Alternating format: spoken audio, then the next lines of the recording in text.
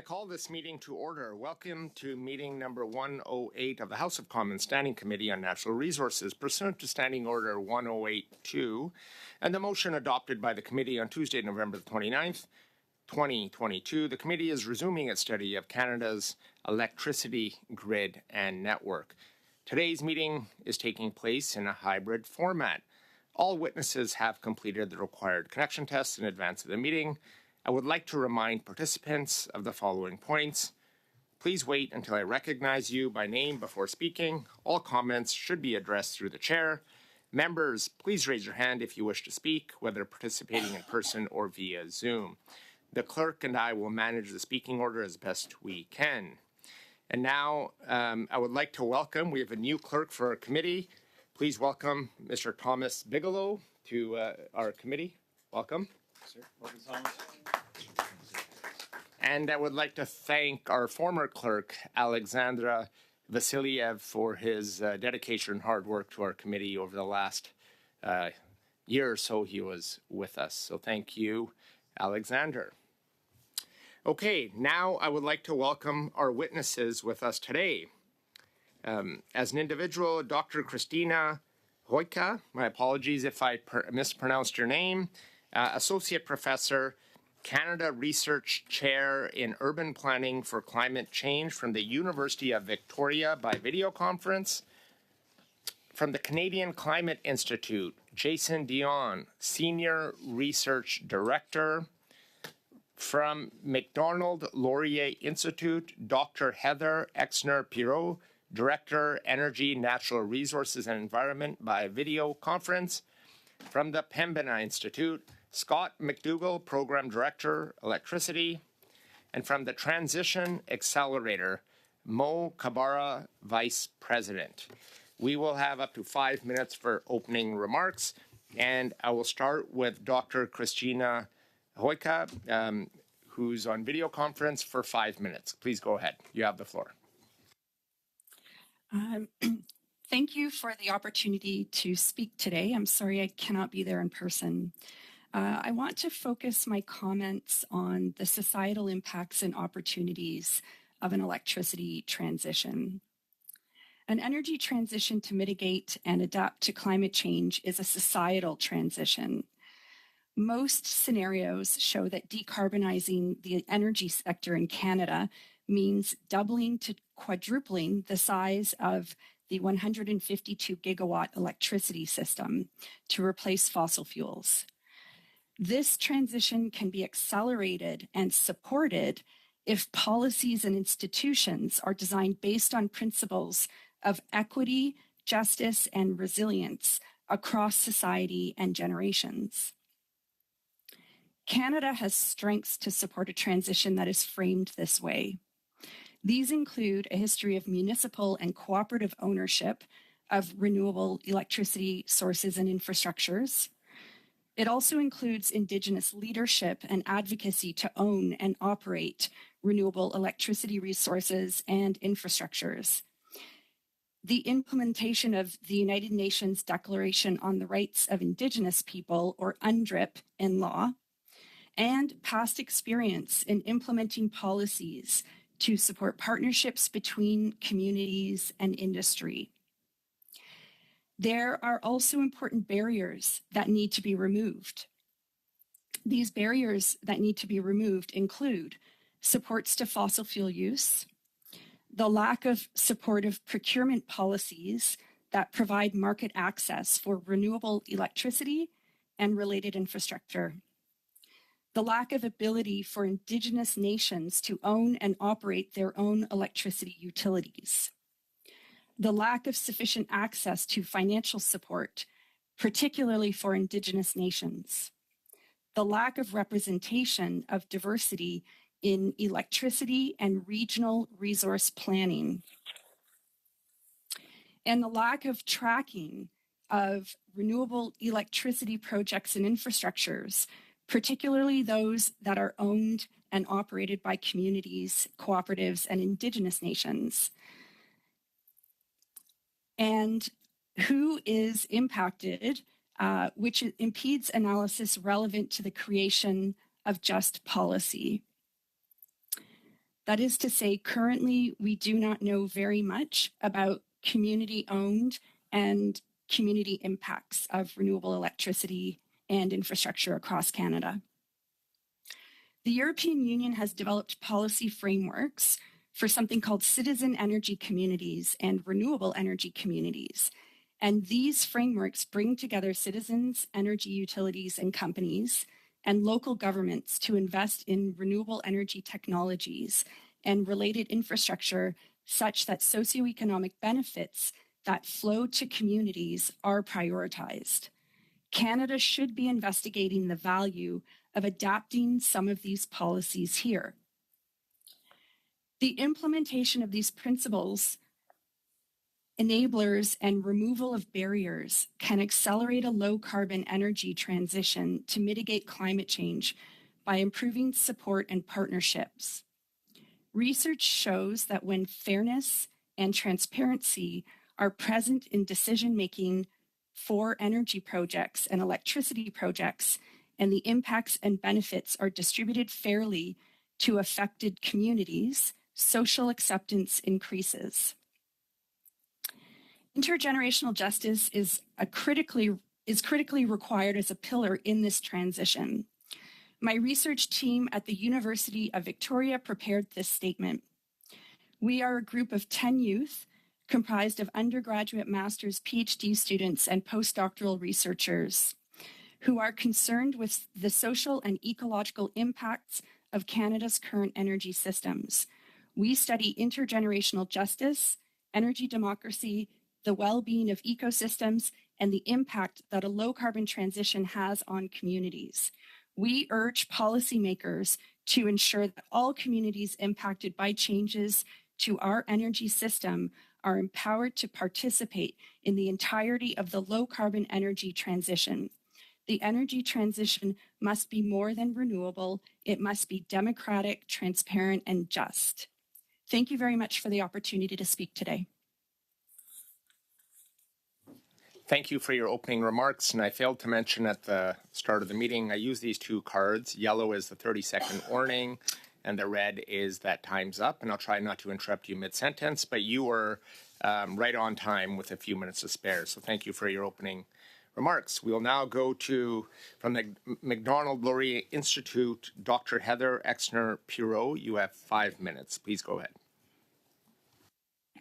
Thank you, Chair and members of the committee, for inviting me to testify. We often hear about the energy trilemma of the need to balance reliability, affordability, and sustainability in our electricity systems. It's obvious to me that these characteristics are not three legs of an energy stool, but components of a hierarchy, with affordability and reliability on top and sustainability at the bottom. This is not cynicism, this is Maslow's hierarchy of needs. Canada is uniquely blessed to have an electricity grid that enjoys all three characteristics. 84% of our electricity grid is powered by non-emitting sources, thanks to Ontario's nuclear capacity and the country's ample hydroelectric resources. These are also cheap electricity and provide competitive industrial rates. In fact, Canada is the best performer in the G7 on both measures. On top of this, Canada's electricity industry boasts a 99.93% reliability of service rate. Our clean, affordable, reliable electricity grid provides a competitive advantage to Canadian industry and a high quality of life to Canadian citizens. But I fear that we have taken this for granted and are now putting it at risk. In the quest for the perfect and net zero grid by 2035, we will be sacrificing the good. Due to policy choices, including but not limited to the proposed clean electricity regulations, Canada is almost certain to have more expensive and less reliable electricity in the coming years. Perhaps the reward will be a slightly cleaner grid, but it will come at the expense of heavy industry relocating to cheaper jurisdictions with dirtier grids. Pyrrhic victory, if ever there was one. Here's what is at stake. As we have seen from our allies in Europe, high energy costs are very bad for the economy, and that makes them bad for society as well. Although that continent is adding solar and wind power at an impressive pace, it is not translating into cheaper electricity by any means. Rather, we are seeing deindustrialization in Europe. Their energy policies are a cautionary tale, not a model. The task we have set for ourselves of an emissions-free grid by 2035 is made all the more difficult by the fact that electricity demand is rising for the first time in decades. This is due to a combination of a growing population, electrification of energy use, and new areas of demand such as data centers. Despite this rising demand, investment in the electricity sector in Canada is anemic. Based on Natural Resources Canada's most recent major projects inventory, the number of projects planned or under construction in the electricity sector declined from 223 projects worth $156 billion in 2014 to 182 projects worth $98.9 billion in 2023, or equivalent to $78.9 billion in 2014 dollars. It's a 49% drop in value. Adding even more barriers and costs to the clean electricity regulations and other policies will absolutely hamper Canada's ability to expand its generation capacity and compete for data centers and energy-intensive manufacturing. This is bad economically as well as strategically. I also want to address the risks to the way we are planning to add clean electricity to the Canadian grid. Many environmental advocates, as well as some Crown corporations, are pushing for the majority of new electricity generation in Canada to come from solar and especially wind power. There are several risks to this. The first and most obvious is that they are intermittent sources, and across most of Canada, the sun does not shine and the wind does not blow during winter load peaks. But I want to highlight the energy security costs and benefits of different electricity sources.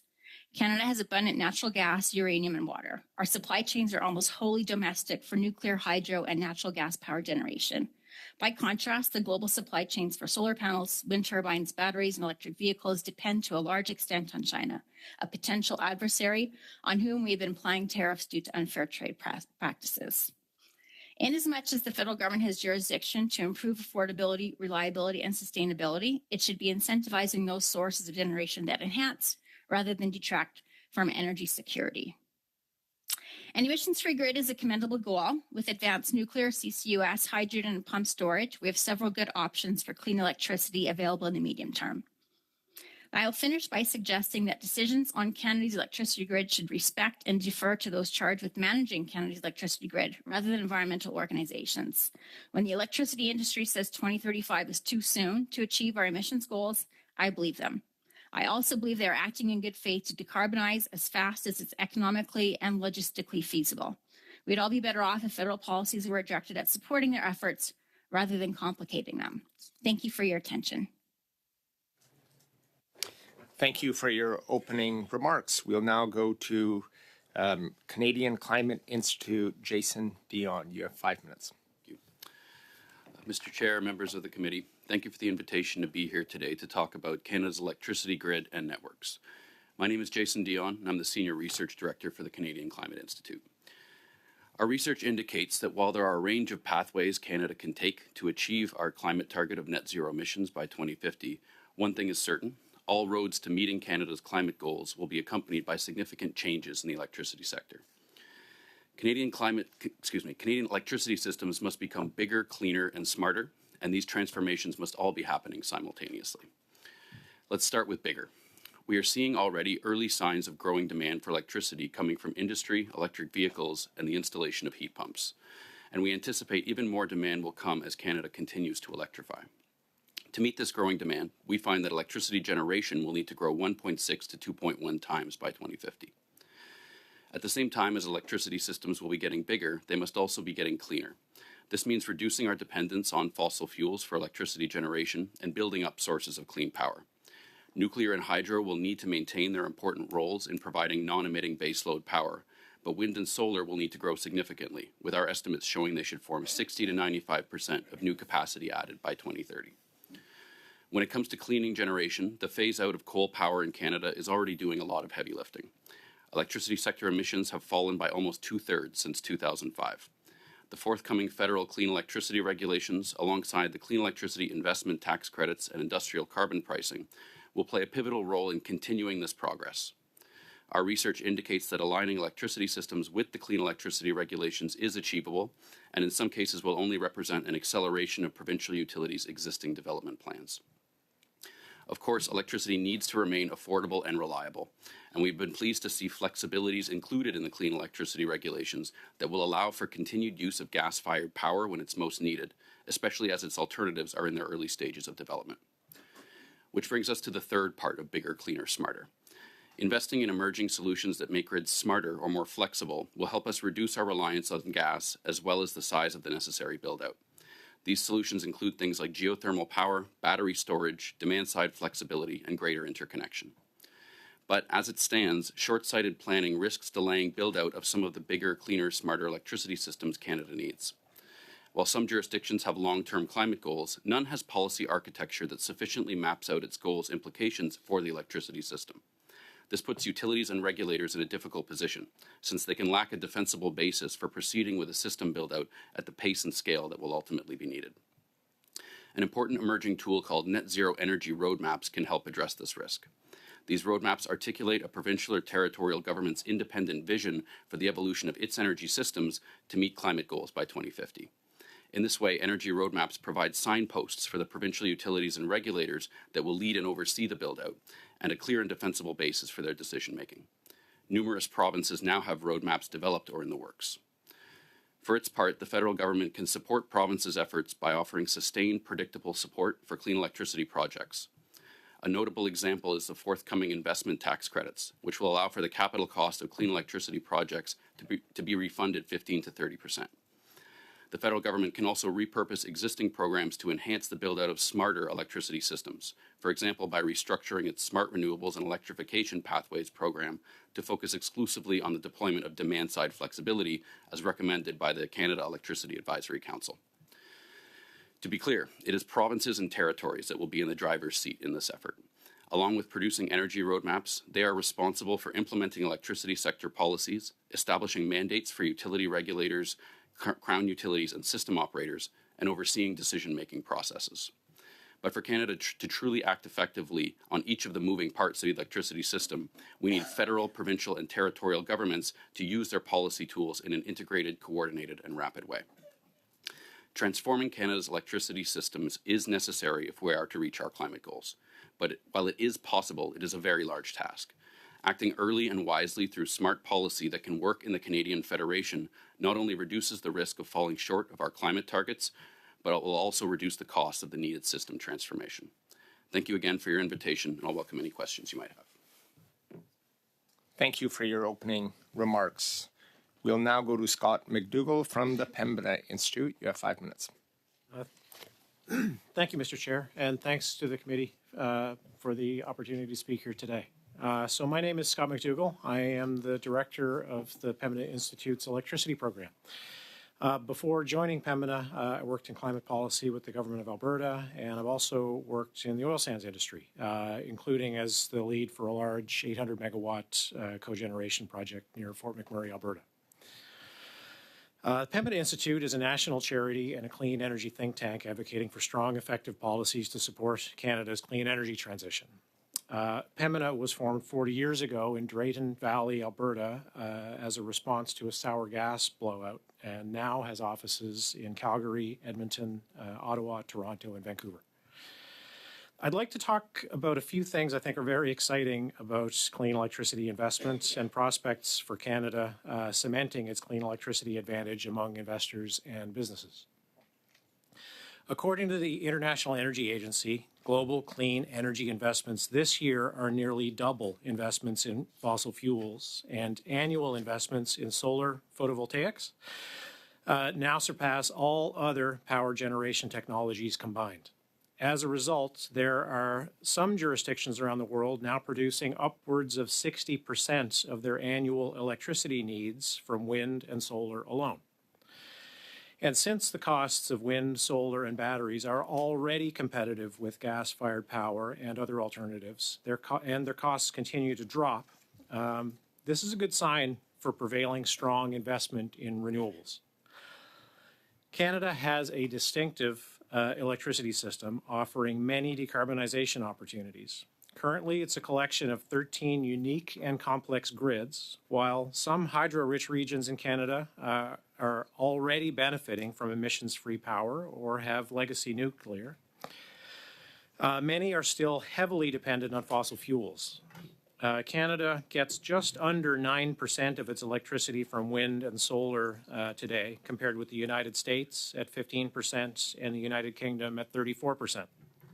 Alberta, which has led the country in wind and solar development over the past few years, gets 18% of its power from those sources. However, modeling we completed with the University of Alberta found that by 2035, Alberta could get up to about 58% 8% of its electricity from wind and solar. This is a fair jump from where they are today. Based on a jurisdictional scan that we'll be publishing soon, numerous grids have already achieved that, enabled by a combination of factors, such as grids that are well connected internally and with neighboring grids, a diverse generation mix, distributed battery and solar resources on smarter grids, and in many cases, demand-side management approaches, such as energy efficiency and demand response.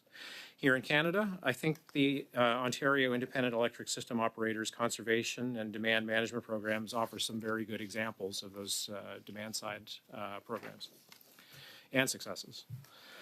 I think it's fair to say clean electricity is the cornerstone of a clean economy and a key driver for reducing economy-wide emissions. Excuse me. We are seeing many businesses looking to electrify their processes and wanting to set up shop in places that can offer clean electricity. In particular, there have been announcements recently from automakers, critical mineral producers, battery companies, and data centers expressing their want to operate on clean grids. This indicates that investments in clean energy and demand for it are likely to continue to rise.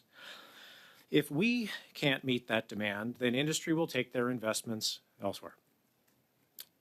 Canada and the provinces have a lot to gain from clean electricity and a lot to lose from sending mixed or negative signals and from a lack of progress to modernize the grids to support these investments. The federal clean electricity regulations will be critical for supporting grid decarbonization across the provinces, offering policy certainty and a strong signal to industry and encouraging increased uptake of renewables for the economic and health benefits of all Canadians. I'd also like to note the value of modernizing our grids to ensure continued reliability and affordability. Ontario has shown, again, great leadership in this area, being the first province to phase out coal in 2015, and now through its conservation and demand management programs have decreased demand for electricity by 15% versus what it would otherwise be today. The province is now 89% emissions free. However, decisions made today will determine if Ontario can maintain and grow its clean energy advantage. We are fortunate here in Canada. Our abundance, last paragraph, great, thank you. Our abundance of renewable resources, including wind, hydro, and solar, put us in good position to operate a clean electricity grid. Already Canada is 80% emissions free, or 84%, excuse me. We need to scale up efforts to keep pace with global investments. Thank you. Thank you. Thank you for your opening remarks. We'll now go to Mo Kabara from the Transition Accelerator. You have 5 minutes. Thank you, Mr. Chair, and thank you for the committee for inviting me to speak today. So my name is Mo Kabara. I'm the Vice President of Transition Accelerator, and we're a Canadian, pan-Canadian organization that's focused on helping Canada build a prosperous and competitive future by identifying pathways to net zero by 2050. Today, I'm going to focus on 3 key points. Number one being that electricity, will be the largest contributor to Canada's net zero goals. Number two, electricity or electrification is not just feasible, but it can be financially beneficial for most Canadians. Number three, the inconvenient truth that reality is not necessarily present across the country, but some regions and households will need more support in this transition, which necessitates proactive actions. On the first point, while Canada's electricity system only accounts for 6% of our emissions, the real opportunity lies with the electrification of the remaining 94%, even if we don't get all the way to 94%, but there's going to be a significant amount of electrification for transportation, heating, and industry. And though there's uncertainty how we're going to fully decarbonize, all of the above options, including the ways that we can generate clean electricity, I think we need to explore all of that. It's clear that electrification will play the largest role. So study after study confirms that, we're going to need more electricity, and electricity is the most cost-effective way to reach net zero. The growth is also possible. So we've been using electricity for around more than a century, and that means we must also grow the grid in order to continue electrifying different end uses of energy. The same studies that we've talked about identify electrification as a key pathway. And as mentioned earlier today, we've heard numbers around doubling or tripling the size of the grid by 2050. And this is definitely not going to be an easy task, but it's certainly possible. If we look at the past, between 1920 and 1980, Canada's electricity generation grew by 7% per year, essentially doubling the system every decade for 60 years. Today, we need about a 3% annual growth to achieve the doubling or tripling or doubling by 2050 to get to net zero. So we've done it before at an even faster pace, and we can do it again. The second point around economic competitiveness and affordability.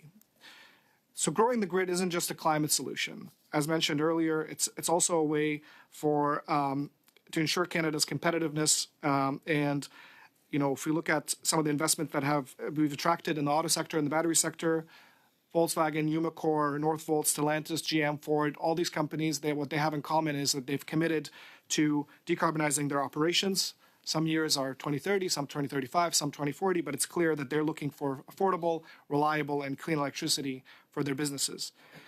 And on the household level, our research shows that households can spend less money heating and powering their homes and fueling transportation needs in 2050 than they do today through electrification. And this is important because, if we're looking at some of the biggest winners in the country, Atlantic Canada, where energy cost burdens are among the highest in the country, they really stand to benefit a lot in terms of the significant savings that they can have by switching to electrification. And other big winners, people who drive cars, if you look at the gasoline vehicle efficiency, it's quite low relatively to electric vehicles, and lower operating costs for EVs can make a huge difference. The third point, though, I want to make is that support is going to be needed in order to unlock these benefits for all Canadians. The transition to electrification is not all roses for everybody. While many will benefit, it's important to recognize that our analysis reveals an inconvenient truth. Some regions and households will struggle to find those savings. Low-income households and those in provinces like Alberta and Saskatchewan, where reliance on natural gas and winters are quite harsh, face greater challenges. But those challenges are not fatalistic, and they're not necessarily reasons to delay. Rather, they really highlight the importance of placing policy emphasis where we can address affordability concerns and also maintain public support for the transition. So today I'm just going to have two calls for action, specifically related to the federal government focusing on two areas. One is enabling the rapid growth of the electricity system everywhere. This includes streamlining project approval, requiring, incentivizing infrastructure and investments, and ensuring provinces have the flexibility to manage their increased electrification. And then number two is really recognizing that not all provinces are starting from the same point. They're going to face different challenges, and ensuring that we have a tailored approach that can support and targeted where the need is greatest, and recognizing the different starting points and hurdles that each province face. So by focusing on those two areas, the government can help ensure that electrification provide the benefits for all Canadians while advancing our climate goals. Thank you. Thank you for your opening remarks. Now we will proceed to our first round of questioning, and we'll start with Mr. Patzer. Mr. Patzer, you have 6 minutes. Thank you very much, Mr. Chair, and thank you everybody for taking time to be here today. Just really quickly, Mr. Dion, when you guys do your net zero calculations, do you guys factor in how much carbon Canada sequesters when you do your net zero calculations? So yes, in our net zero analysis, we took a look at the national emissions inventory and the emissions it reports, as well as all the sources of emissions that get reported in that inventory now and going forward. So the amount of flux that is going on in natural systems is excluded from those inventories typically if it's not happening on managed lands. So the amount of sequestration, net sequestration that we can claim as a result of, for example, wildfires is not included. The amount of net sequestration we can claim that's been historically locked in our soils is not included in those emissions inventories. So it does focus on the amount of flux that we can control and measure.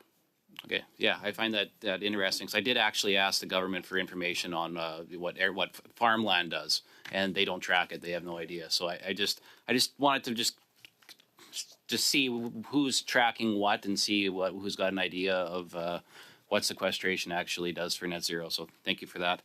To the Macdonald-Laurier Institute, what problems are we going to have with grid capacity to meet or double or triple the demands for electricity? What kind of issues do you think we're going to encounter if we try to do that? Well, I'm not an economist, but it's basic supply and demand that costs will go up. And so people will have to use less energy. And, in Canada, I think we're probably the most energy secure country in the world. We've had, again, this fantastic energy system that was cheap, affordable, pretty sustainable, and that's at risk. And so I think number one is that heavy industry. If you want to look at Europe as a model for what happens in these situations, a heavy industry decreases their energy use first. And I think grid operators will usually, someone can correct me if I'm wrong, but they'll usually prioritize residential users over industrial users.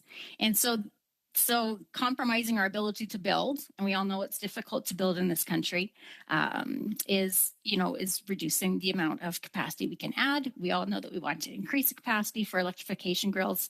That's not happening. And so I could see prices going up and heavy industry moving somewhere else.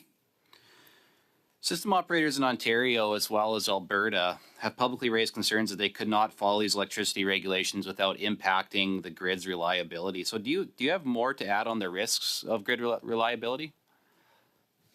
Well, brownouts, I think rotating brownouts is what grid operators would do. So again, from an industry perspective, you can't rely on the electricity. Then that's a cost. And that's a concern. We are seeing, for example, in Quebec, which has had very low industrial prices, a high capacity, that they're now reaching maximum of the capacity that they have. And that is discouraging investment, discouraging heavy industry from moving there. And so, again, and then there's the Canadian aspect. Some of us from Alberta in January had the problem where in January it was, minus 46 in Edmonton. The grid was at capacity. We had the emergency alert. Thankfully, everything worked out and people, turn off their Christmas lights and stop doing laundry and that kind of a thing. But you can imagine a situation where people for a few hours would be without electricity in a minus 46 situation. And, this is a life or death situation for many parts of Canada. Yeah, Boundary Dam in Saskatchewan had to fire up one of its coal systems in order to help out with what was happening in Alberta in that particularly cold day. We appreciate that. So the 2035 emissions-free grid target, you mentioned how, for example, Quebec is approaching capacity here. And we know they rely heavily on hydropower, which is great. But if we were to try to build a bunch of hydro dams to try to meet that target, do you think that's even possible to do that? I think the consensus is that most of our greatest hydroelectricity capacity has been tapped. And the last few mega hydroelectricity projects in Canada have been very expensive. We've seen that in BC, in Manitoba, in Labrador, and elsewhere. And so that's not going to be the source of the next doubling or tripling of our grid. And from my perspective, renewables are pretty expensive. They're intermittent. You need to pair them with batteries. Batteries usually only last for a couple hours. They don't work great at minus 40 either.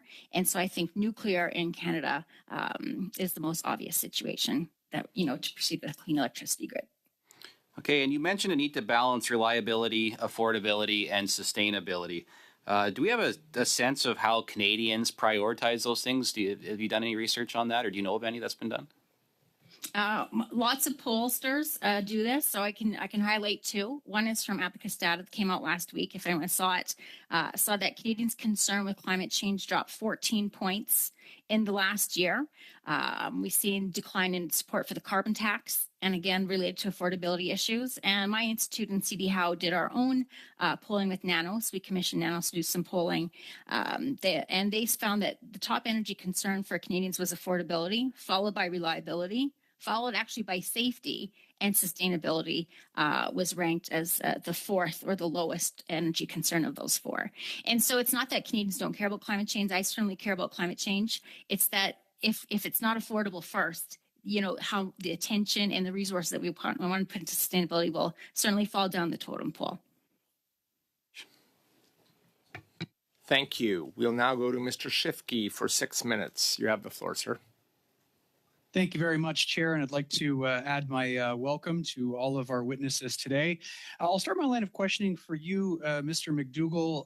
You wrote Canada's draft clean energy regulations released in August 2023 were a meaningful and ambitious effort by the federal government to balance the need to reduce emissions with an affordable and reliable clean grid.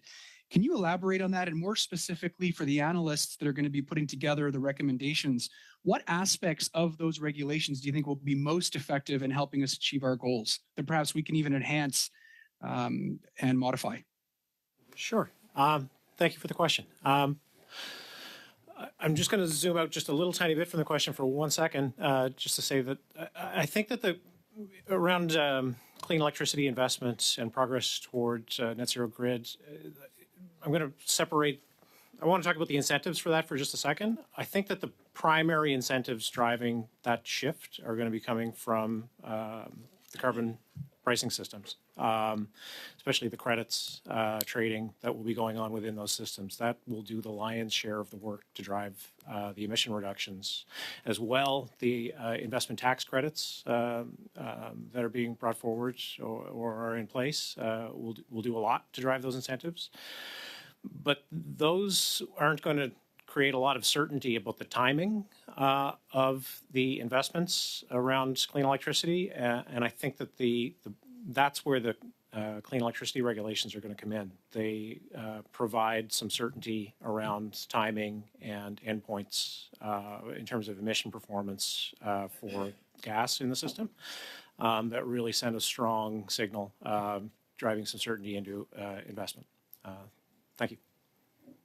Thank you. And I guess I'll ask the same question to Mr. Zion with regards. I love what you said about bigger, cleaner, smarter. What are your thoughts on the clean electricity regulations that have been put forward, and what do you think are going to be the most interesting and impactful components of that perhaps even need to be bonified or enhanced? Yeah, so just to agree with Mr. McDougall, I think that the fact that these regulations will provide certainty is certainly sorely needed. At the same time, I also wanted to underscore that they're designed to be flexible. I mean, I think a lot gets made out of the net zero emissions from the sector by 2035 target. This is a target shared with the rest of the G7, and in the current and evolving design of the clean electricity regulations, the idea is very much that it's not a sort of drop dead date for gas generation, that there is a phase out going on past that date, that gas can continue to operate in emergency circumstances within limits when it's most needed.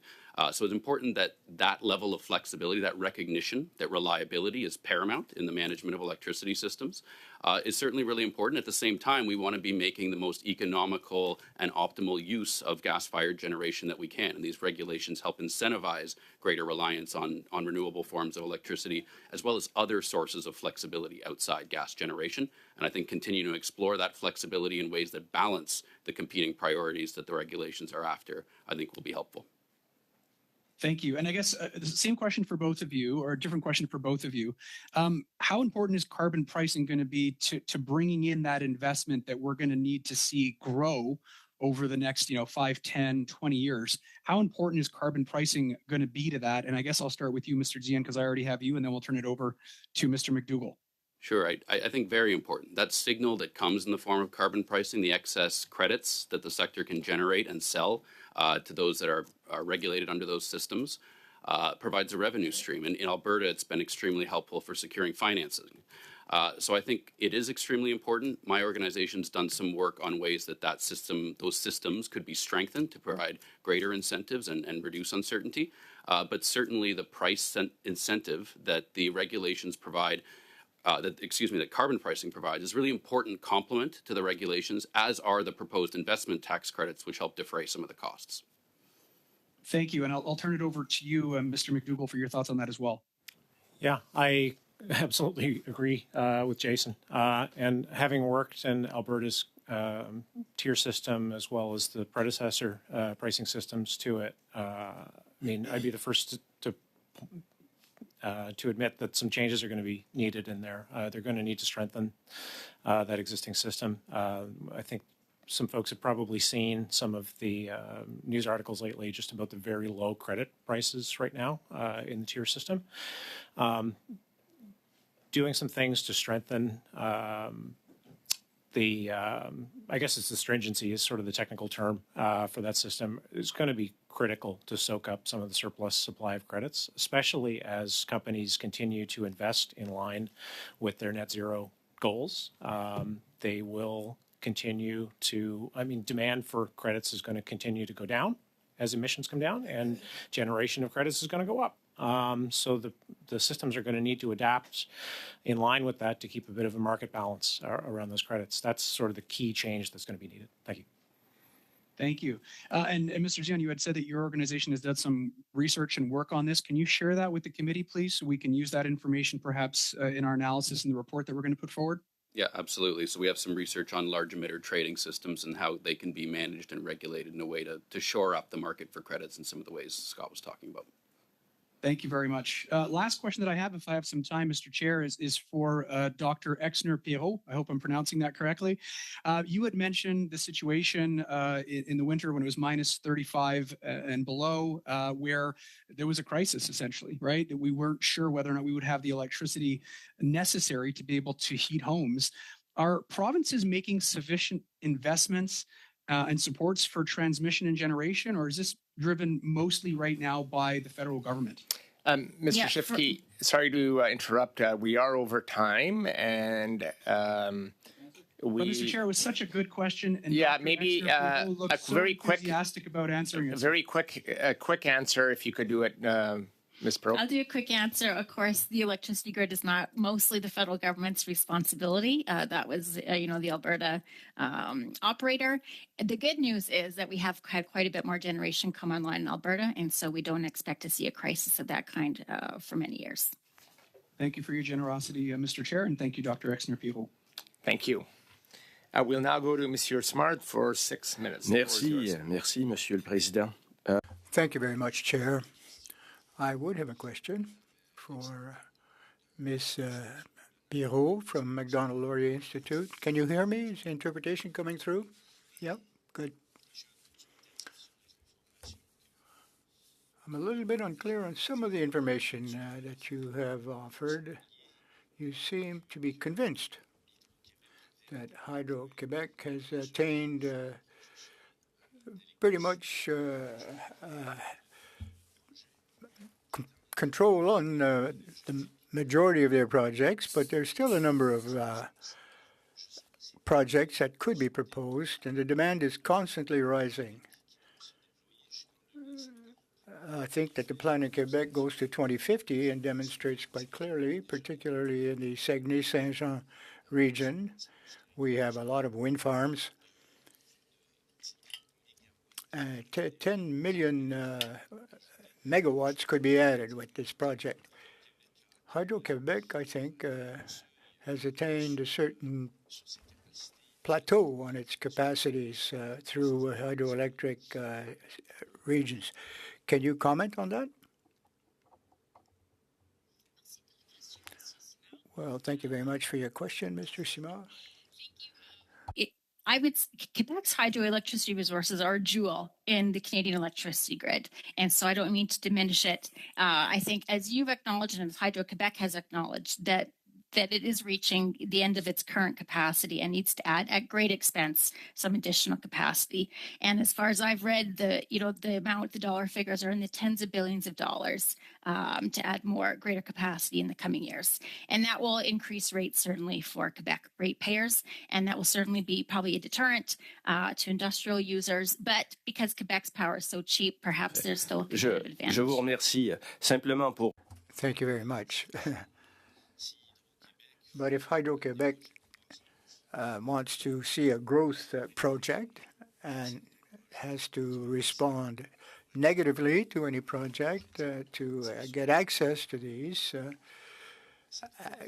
I think that would counter a little bit what you said earlier, that what's happening in Europe right now, where industrial targeted energy projects are slowing down or being constrained. There's a lot of heavy industry who are trying to perhaps move out of Germany and perhaps come and set up shop in Quebec because of the easy access.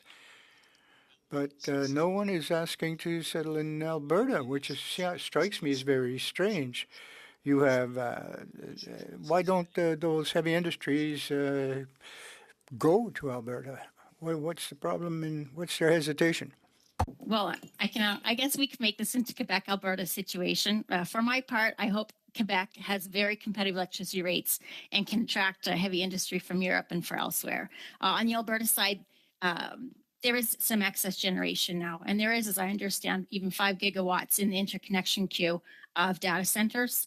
And there are some problems with the clean electricity regulations that does cause uncertainty for creating more generation.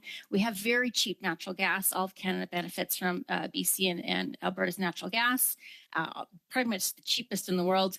If we can turn that into power generation, we could probably attract a lot more data centers and power artificial intelligence. I hope Quebec can also do that. I guess the overall concern is that if electricity across Canada, through things like the Canadian clean electricity regulations, are made more expensive, we will all be less competitive. Je veux simplement, mon commentaire, peut-être j'ai pas été clair. Well, perhaps my comment wasn't quite clear. I was simply trying to indicate that there are heavy industries in Europe who are moving, transferring their centers of operations. They're looking for clean energy, and I think that's what we're seeing today. So countries who can provide clean energy have an advantage, competitive advantage, which is negligible currently, but still. I think I have a minute left, Mr. Chair. Yeah? Okay. So I'd like to come back because it annoys me when we present this type of argument. If we contribute to an electrical grid, there can be a danger. Risk is a winter risk.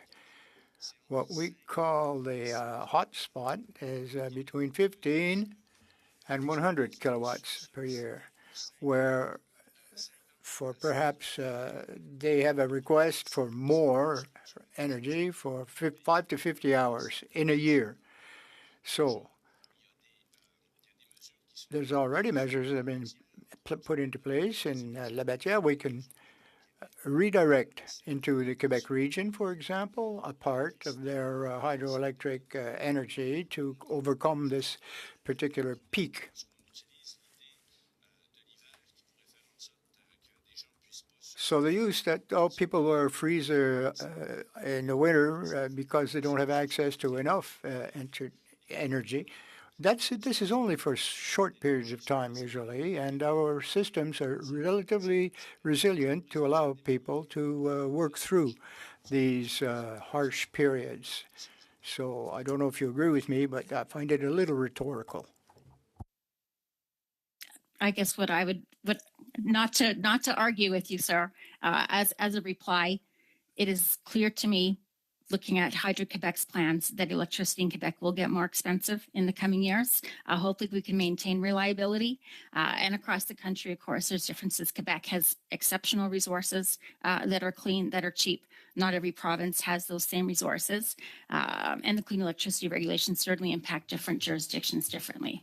But I, for one, am hopeful that Quebec can maintain very cheap industrial electricity rates and continue to attract heavy industry.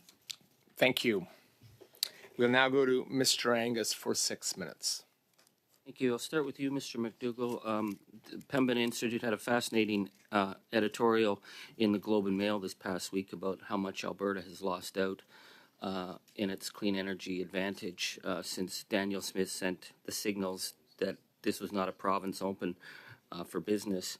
In 2022, I was meeting with all manner of investors and people in the clean energy sector, and they were telling me Alberta was globally unbeatable because of the highly trained workforce, its energy expertise, and also just the land itself was set for this revolution in clean energy. Has Pembina tracked how much investment has been lost since the Conservatives made it clear that they did not want clean energy in Alberta? Yes, thank you very much for that question. So since the moratorium was announced, which I think was the trigger for the sort of chill in investments, we found there was an initial surge of applications in Alberta for renewables projects trying to get grandfathered under prior rules. But since then, I think it was 55 projects announced cancellations. And when you turn that into a rate, based on the number of projects in the queue, that's like a record high level of cancellations. Worked out, if memory serves, to about $33 billion in potential investment. That's right. 33 billion lost, but the Pembina is saying that, and I mean, we were certainly talking to people who were saying they were taking their money stateside, but other provinces are stepping in to take what would have been the Alberta advantage. Yes. So looking at British Columbia, for example, BC Hydro's call saw for wind projects. Renewables projects in general, saw 3 times more energy proposals being brought forward than what they were looking for. So that was fairly successful. Quebec just announced 1.5 gigawatts of wind projects that were successful in their recent call. And in the period since the moratorium was triggered in Alberta, if you look at the United States compared to Alberta, so you have to kind of scale for the population size. So, I mean, the U.S. is about 100 times bigger than Alberta. They saw 10,000 times more investments in renewables than Alberta did. So we've heard from some witnesses here that, you know, if we invest in clean energy, we're going to be stuck with rotating brownouts. Now, Alberta couldn't keep the lights on in January. Was that because of clean energy? No, that was primarily record high demand. Yeah, I guess I'm wondering because Quebec hydroelectric is 7 cents a kilowatt hour, Manitoba 10 cents, British Columbia 11 cents, Ontario 14 cents, and Alberta 26 cents a kilowatt hour. So there's a lot. People are paying an awful lot of money, and yet they couldn't keep the power on with natural gas. So again, I guess I question the Alberta advantage here and the lack of vision, because certainly we see Texas now, 40% energy is being generated through clean energy with huge cost savings for families. Are we just missing the boat here?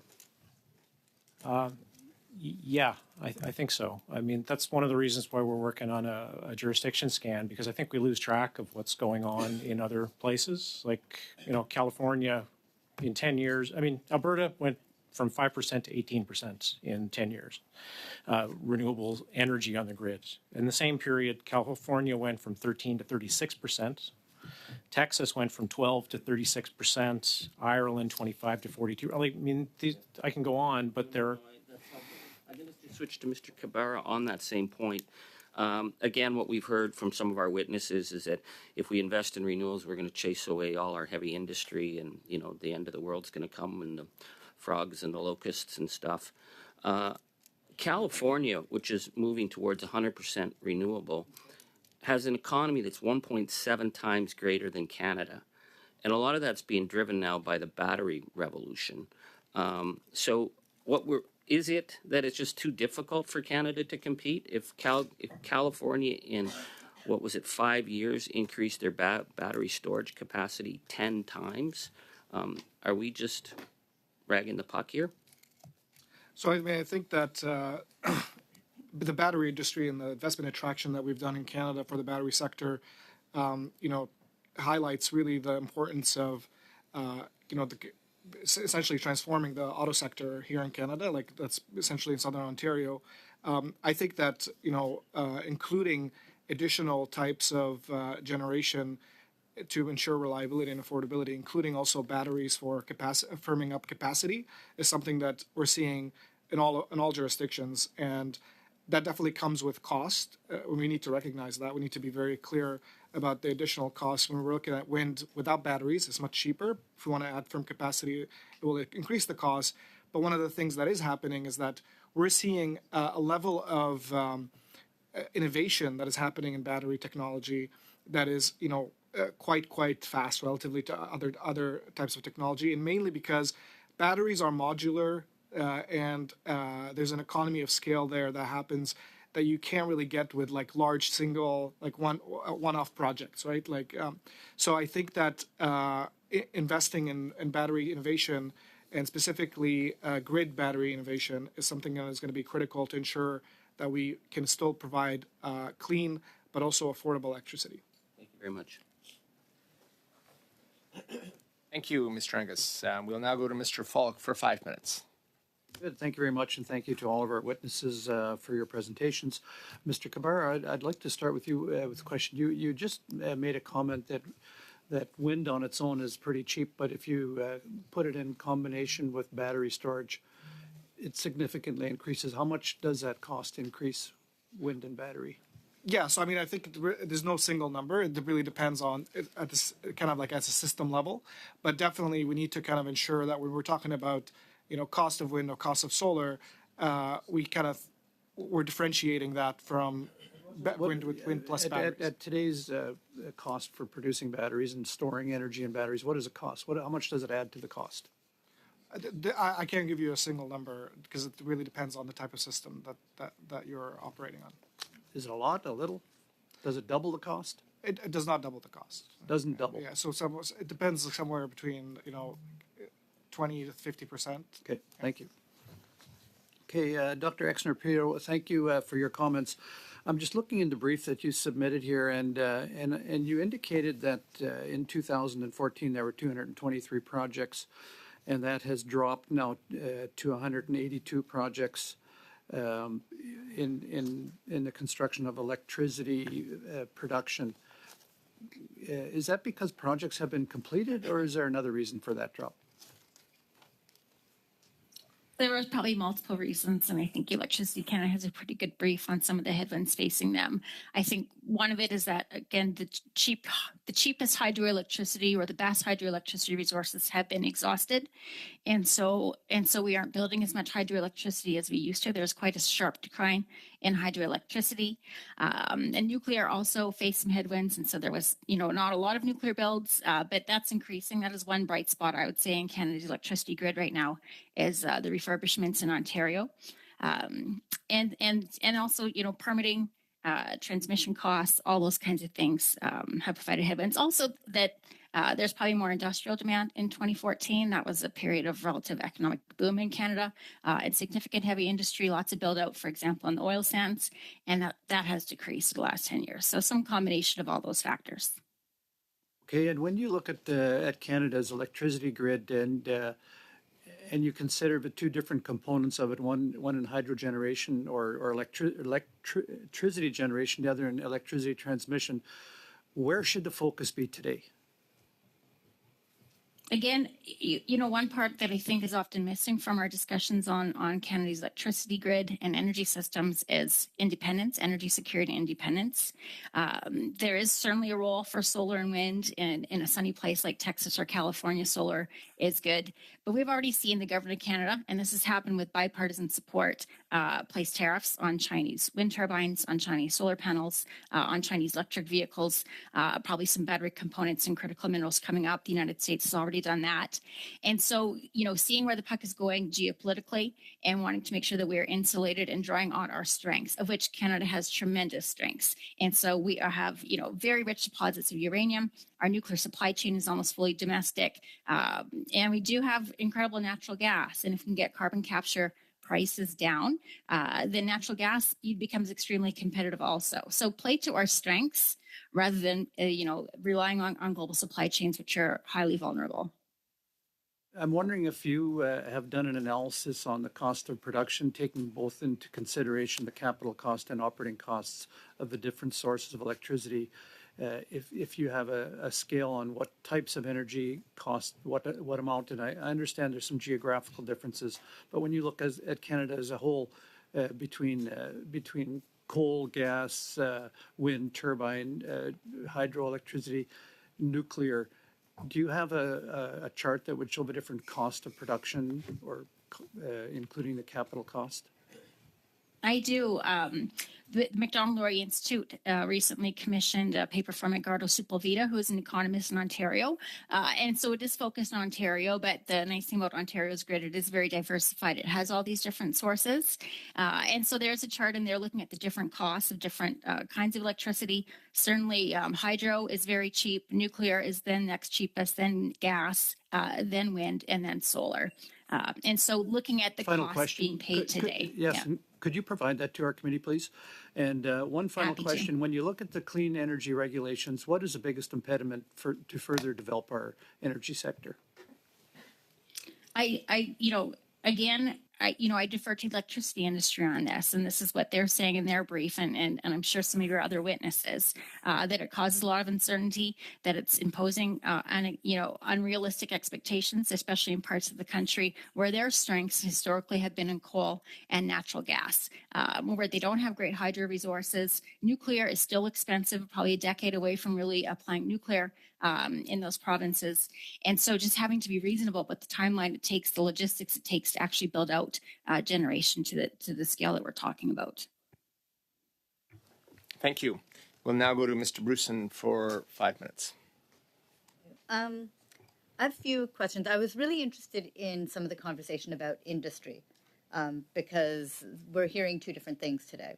One is from McDonald-Laurier that says that if we move towards a cleaner grid with the clean electricity regulations, we're going to push away industry, and we're not going to. But I've also heard from the three people here at the table that actually this could attract industry, that industry is looking for places to invest where there's a clean grid. So maybe if I could start with Mr. McDougall, but I'll kind of go across.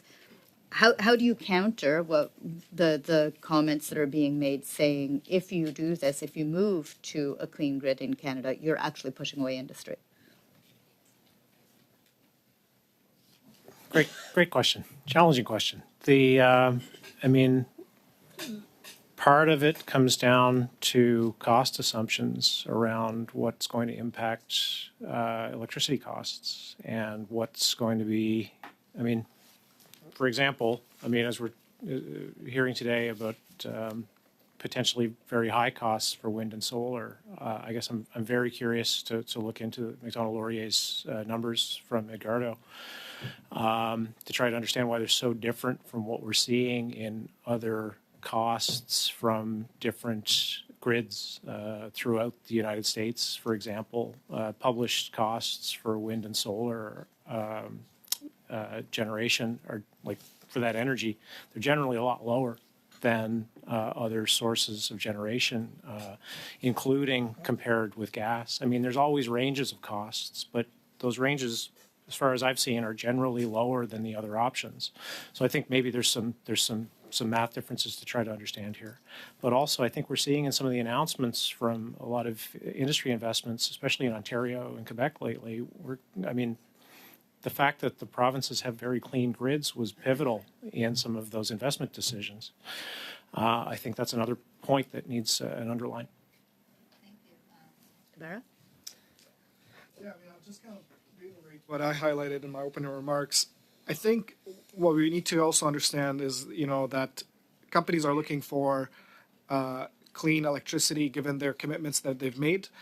But most importantly, I think this also was highlighted earlier, they are looking for reliable and competitive electricity. So I think that, when we're looking at VW, Umicore, Northvolt, they've all had commitments to their shareholders and commitments on corporate commitments in terms of where they want to clean up their operations and get to fully decarbonize operations. But I think ultimately they're going to still have to answer to shareholders in terms of the cost of the electricity that they're going to be paying. So it's really making sure that we're all able to stay competitive within by attracting investments for those companies that are looking for clean electricity, while also ensuring that we're providing electricity at a cost that is competitive relatively to other jurisdictions. Because in this world of investment attraction, cost of energy, cost of electricity more specifically is going to be very critical. So we are seeing this trend, but it's really not just one or the other. It's combining both cost and clean, and that is really the challenge. And we need to ensure that the pathways that we're on can help find that right balance. I can go to the Canada Climate Institute. I understand from your report, actually, that you recently released, that most of our emissions reductions in Canada are due to our cleaner grid and moving away from coal-fired electricity, if I read your report correctly. What do you have to say about industry? And if I can tie in one last piece for you, what we've been seeing is a lot of comment on what the federal government can do to encourage a clean grid. Are the provinces doing enough to get us there, to attract this industrial investment?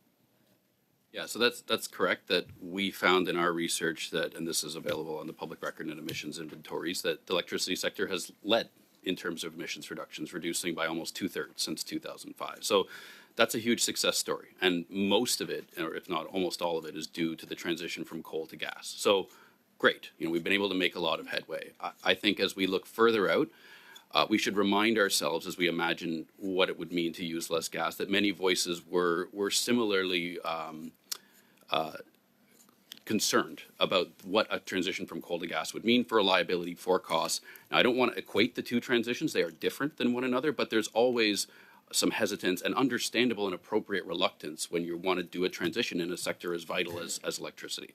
So as we think about what it means to use less gas and attract investment, I think we should remind ourselves that it's about unlocking the low cost of renewable power. And I would agree with Mr. McDougall that most of the research I've seen says it is the lowest cost of source of new power, but also the cost of integrating that into the grid. And in grids with low shares of renewable electricity, the integration challenges aren't that large. As those penetration rates grow, as you get more and more renewables, you need to start thinking about things like, do you have non-emitting dispatchable generation? Well, if you're lucky enough to have hydro, great, that's your source.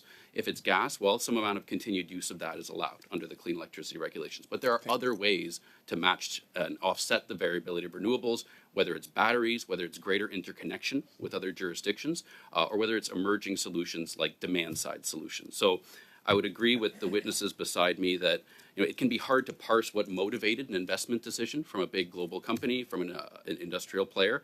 But certainly there's enough anecdotal evidence that clean electricity is motivating it. We can even look to Alberta, which is seeing interest in its jurisdiction because of the ability that companies have there to procure renewable power directly from providers. That doesn't exist in every province, and you find it there, and that's one of the reasons that they're seeing interest. Thank you. We'll now go to Monsieur Simard for 2.5 minutes. Merci. Monsieur McDougall. Thank you. My question is for Mr. Dougal. Pardon me. I'm going to ask the same question of the three witnesses.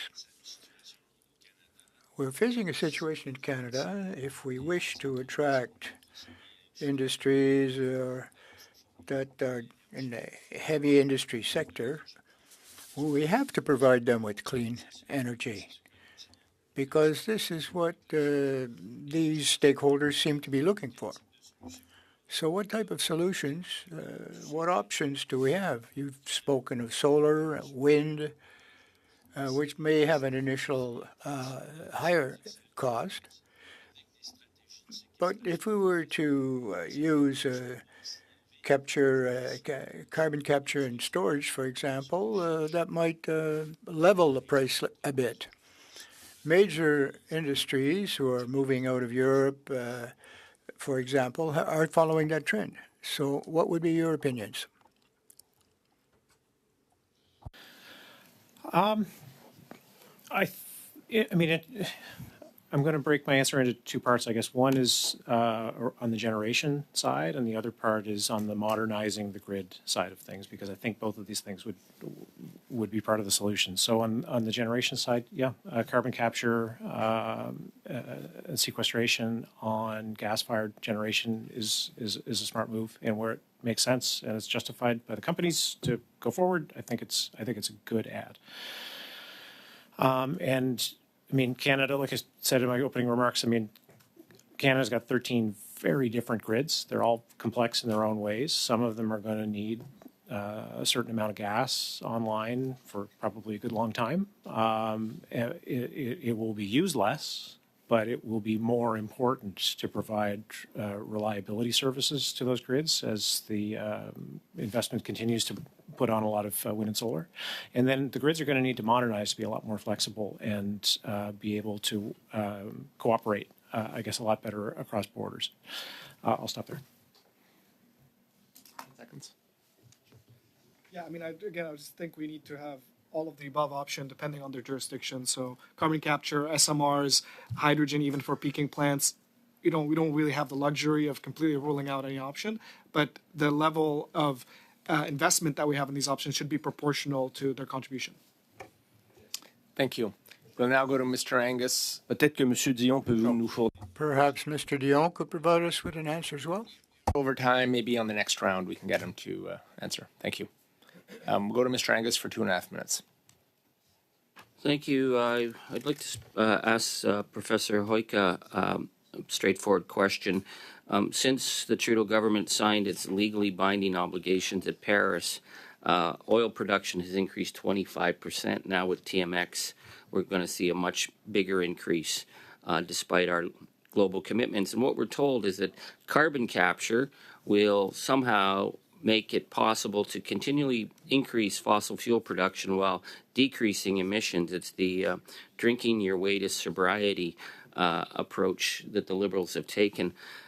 Professor, you were one of the key signatories to a letter signed by 400 scientists and experts calling on Deputy Prime Minister Chrystia Freeland not to give huge subsidies to big oil for carbon capture because you said it was a failed technology. Can you explain what your concerns are? Yeah, absolutely. Carbon capture utilization, we always have to look at technologies within a portfolio that they operate in. And so carbon capture utilization and storage at this stage has not been proven to work particularly well in most of the projects that it's been seen in. There was a study in the United States that we cited that was to that effect. On the other hand, we have a lot of technologies that the other panelists have already spoken about, or the other witnesses, that are available. They're on the market. They're cheaper, and they can be built fairly quickly. And so I think that when we think of our portfolio of options, we have to look at market readiness, and carbon capture utilization and storage just isn't there. I just look at the emissions coming out of the oil industry. I mean, if they actually were good corporate citizens, they were really concerned about not burning the planet, they could have put some of that money, and they haven't. But we haven't seen emissions decrease. Canada is the only G7 country where GHG emissions continue to rise from the energy sector. Is that not correct? I have not looked at the latest numbers. The last time I checked, we had plateaued, but I think that we also need to be taking into account exports of fossil fuels and the fact that those will be burned and used, potentially, probably not with carbon capture utilization and storage. And we need to really consider the economic risks of continuing with that path of exports. Thank you. Thank you. We'll now go to Mr. Dreeshen for 5 minutes. Thank you very much, Mr. Chair, and certainly hearing some interesting commentary. The last witness spoke of exports of fossil fuels, and as they are going to be burnt, but we'll have some other country do it rather than Canada, and where Canada has probably the greatest ability to capture greenhouse gases and certainly cares about doing that. But just pushing the production to some other country, to me, doesn't make a lot of sense. There was also a comment earlier about pushing away industry in Canada. It's not solely based on energy costs. There's a lot to deal with productivity, resource development, consistency, and so on. So there are a lot of different factors. So I don't think that we should look at that. And the other thing that was mentioned was, wind and solar, the moratorium that had taken place in Alberta. Basically, the point there was to look at land use and the management of it. And for someone who sees the solar panels and sees the windmills, and I can look at an oil and gas site and it would fit in this little circle that we have here. We're trying to make a comparison of the actual impacts that we have. And the other thing that, and I'll get to a question in a moment, but one thing that we never seem to talk about is measuring the energy requirements that are there from the first shovel you use to dig up a project so that you're going to start building it, all the way through until the very end when you have to decommission that and send the product that you have and put it away. We all seem to say, well, this is how much energy we're going to get from this while it's working. No one ever seems to come up with that other side of it to make the measurement accurate. And so that's a major concern that I have. And the other part, and it's great that we talk about the fact that Canada has all of these fantastic mineral deposits and so on. It takes us so long to get anything done. I don't know how we think that all of a sudden environmental groups are just going to sit back and say, you go for it, because, we need to have this. So perhaps, Dr. Esner-Pirot, could you speak a bit to the risk that we have as we depend on Chinese supply chains, and is there a way that our governments and utilities can prioritize those things that we do have? Because that's the concern that I have. We're saying we'd sooner get it someplace else. And say if there's going to be problems with Chinese production and bringing that in, that we'll come up with a different plan.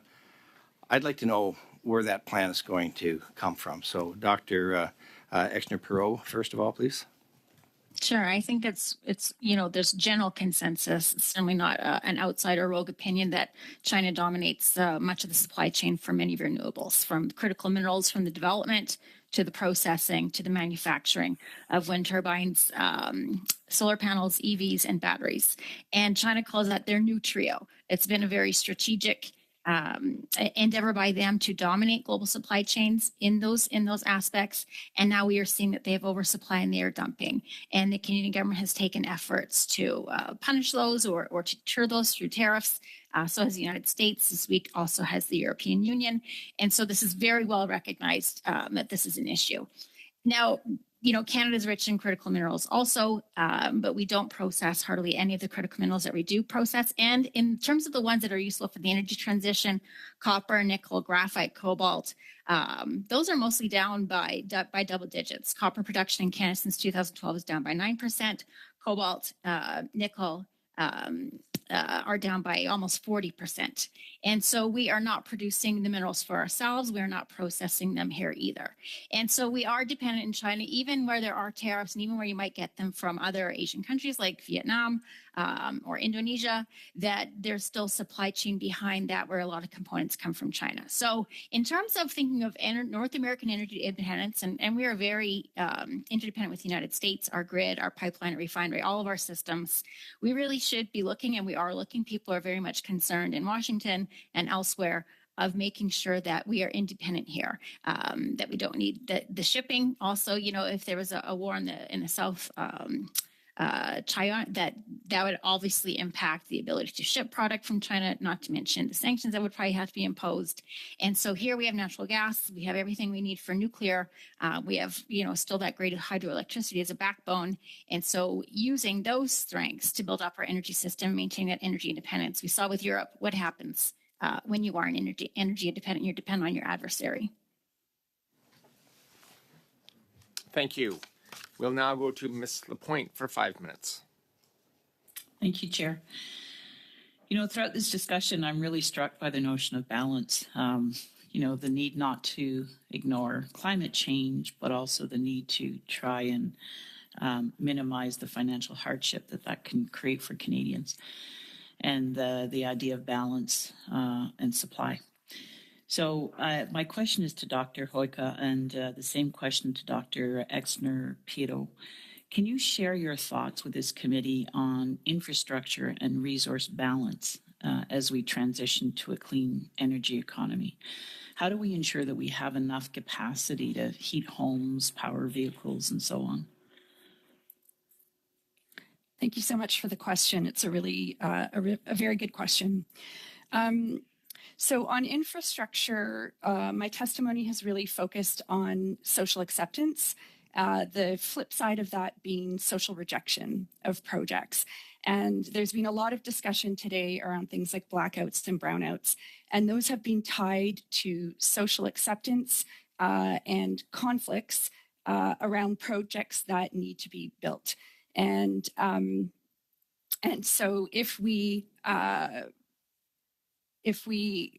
brought in communities and engaged with them and allowed them to have revenue and benefits to their communities, social acceptance tends to go up for projects. Now, in terms of resource balance, there have been studies done for quite a long time that show that if we really encourage public transportation, active transportation, different options at decarbonizing transportation without entirely relying on vehicles, at least in cities, personal vehicles, that can go a very long way to balance resources and reduce the need for build out of electrification. It can also support affordability of transportation for many communities and support active lifestyles. Thank you. Thanks, Ms. Lapointe, for the question. That's a very thoughtful question, and that's the one we should all be thinking about every day, is how to find this balance. And for myself, I think I'm a median Canadian voter, that I care about climate change, but you also care about affordability.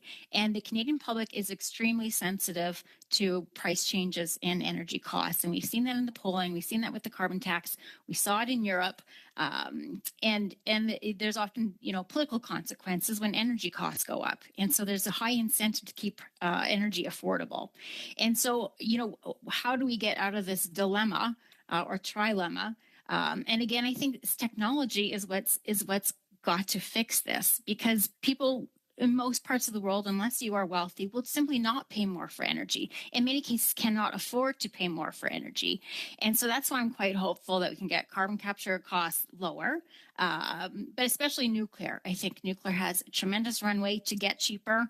The great thing about nuclear, not only is, if you like energy security, nuclear is great for electricity, but it can also provide industrial heat, which is something that most, renewables would have a very hard time doing.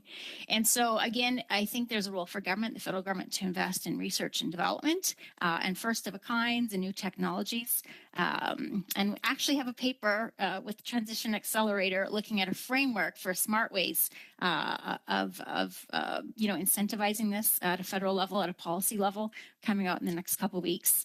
But these are great questions, but I just want to iterate that, the Canadian public is extremely sensitive to energy price increases. And if it isn't affordable to begin with, you won't get very far with your sustainability policies. Thank you. Mr. McDougall and Mr. Cabrera, would you like to weigh in on a response as well? Yeah, I mean, just kind of echo what Dr. Alexander-Pirot said. I mean, I think really for us, it's been prioritization of different projects and infrastructure projects, and looking at how to make sure that the infrastructure unlocks the benefits. So really thinking of it as an investment, and as I mentioned in my remarks earlier, affordability is key for making sure that households kind of see the benefit, can continue to support the transition and not necessarily feel negatively impacted. But it's not the same across the board. Some provinces are going to need more support, and those infrastructure investments are going to be more critical. Thank you. We'll now go to Mr. McLean for 5 minutes. Thank you, Mr. Chair. Thank you, colleagues. My first question is going to go to Mr. Dion.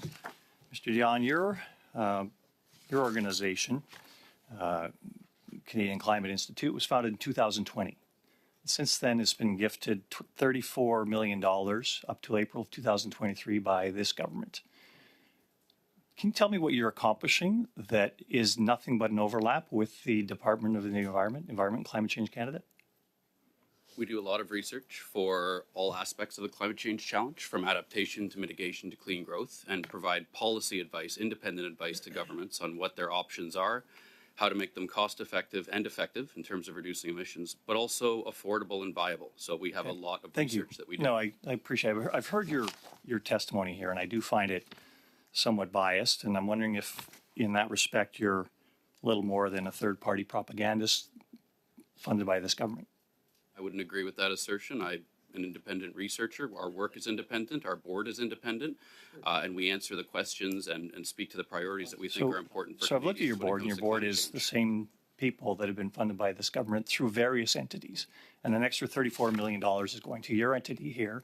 And as I say, I've listened to your data, and some of your data is correct, although it is partial, if I may say that. If you're not looking at this total solution, you are actually presenting Canadians with what I would call moral hazard, where they are literally going to freeze in the dark. Would you agree?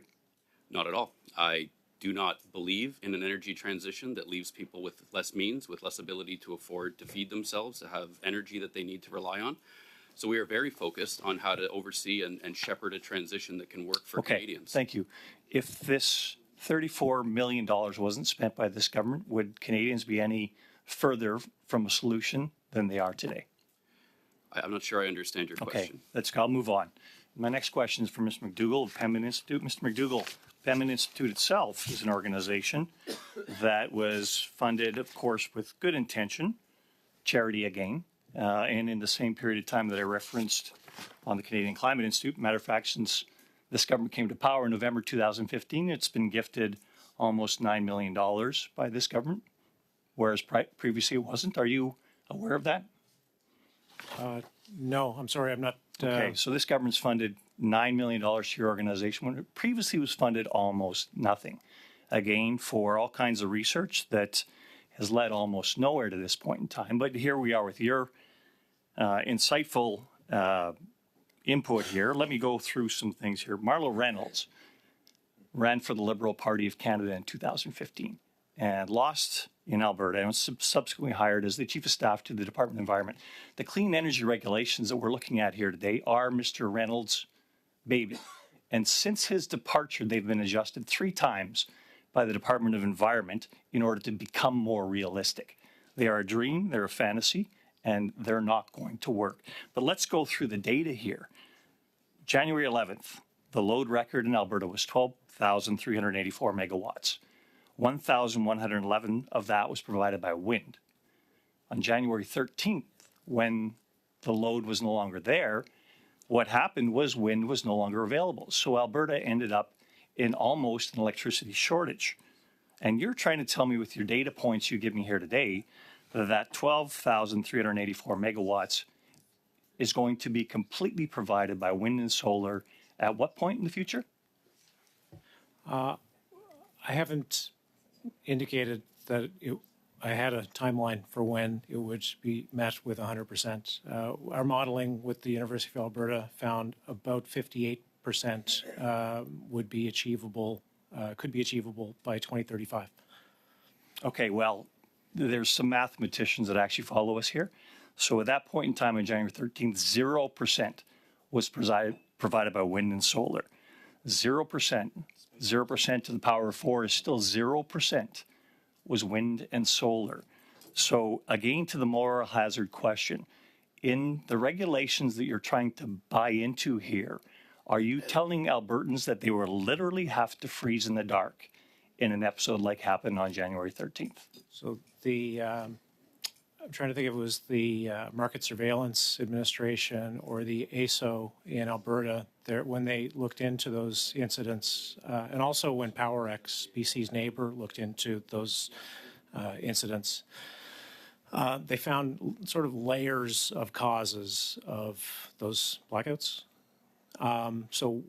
One of the layers was the very high peak demand, which you pointed out. Another layer was a number of unexpected gas-fired generation outages. And another layer, as you point out, around wind having very low output on those days, as well as solar. Of course, it was nighttime when those incidents happened. They were a little bit below, like they were forecast to have low output, but they were a little bit below that. So since then, one of the findings by ASO was that they need to change the way that they forecast wind and solar. So that's been one positive change. Thank you. Thank you. We'll now go to Mr. Smart for 2.5 minutes. The floor is yours. Merci, merci. Thank you very much. I'd like to reassure our witnesses that I admire my colleague, but I don't think we are going to be in a nuclear Armageddon recently in the near future.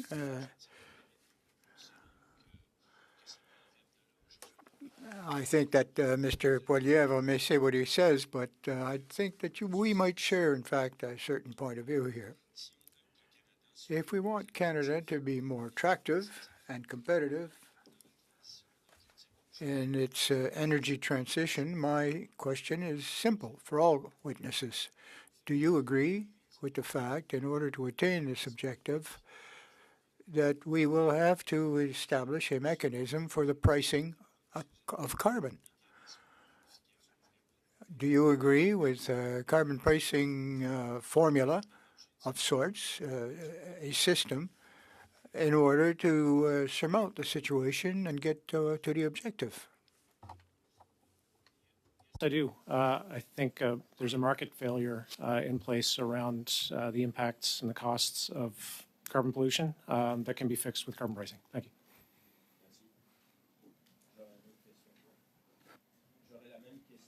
J'aurais la même question pour Monsieur Cabaret. The same question for Mr. Cabaret and Mr. Dion. I think we want to make sure that Canada's framework remains competitive, especially on the industrial side of things. So we don't necessarily have a organizational position on pricing, but for us, really, it's a matter of economic competitiveness and ensuring that we're aligned with other nations that we're competing with economically. So yeah, carbon pricing is a powerful tool. Our research has shown that the large emitter trading systems, the industrial carbon pricing systems in Canada, will disproportionately drive Canada's GHG reductions, and it leverages the power of markets to do so. Is it the only tool we have in front of us? No, there are other ways to do it, and there are smart ways to implement them and combine them. But certainly we need to think about the economic impacts, and economics research has consistently shown carbon pricing can be a good way to do that. Merci. Merci.